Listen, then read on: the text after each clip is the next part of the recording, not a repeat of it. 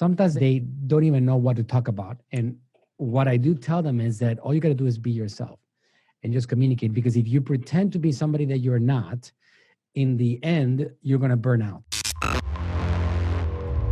As I have been working on the agency for years and years now, and looking at campaigns that are successful and campaigns that are not successful, and looking at clients that end up failing and quitting, and then looking at other ones that are succeeding and expanding. As I'm looking at all of that, I see that there's one major variable, and that variable is the variable of content.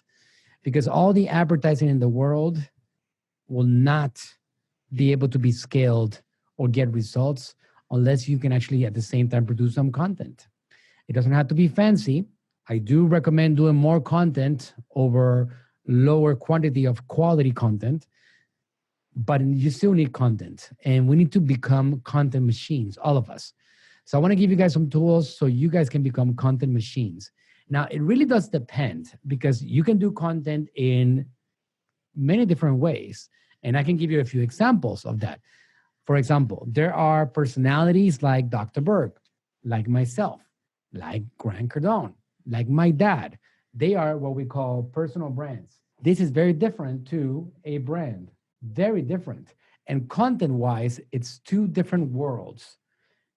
These guys right here, the personal brands, sometimes they don't even know what to talk about. And what I do tell them is that all you got to do is be yourself and just communicate. Because if you pretend to be somebody that you're not, in the end, you're going to burn out.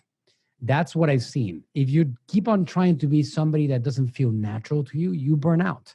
I don't particularly burn out myself because I'm being myself.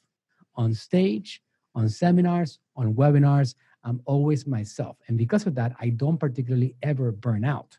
But if I was trying to pretend being somebody that I'm not really, well, I'm sure that I'm going to get tired on the way. And that's just the way it is. Are you trying to become a personal brand, or are you trying to become a brand? It's two very different directions.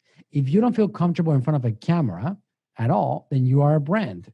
If you like to be in front of a camera and you feel passionate about your business, about your message, then you can become a personal brand. Two different worlds. They are both effective, but they're different. So you got to decide which path you're on. And based on that, you go. Because the less personal brand you are, the fancier you need to become with your content. When you're a personal brand, you don't really need to get fancy. All you got to do is get in front of the camera, get in front of videos, take pictures, write articles, and just go and advertise that yourself as a personal brand. If you're not a personal brand, then you have to figure out how you're going to go ahead and create content to spread your message. But in the end, content should be a mandatory part of your everyday system for social media creation. It has to be something that you can keep on expanding and having a library that keeps on getting more and more content along the way. And that's how you're going to end up winning the game of the social media world.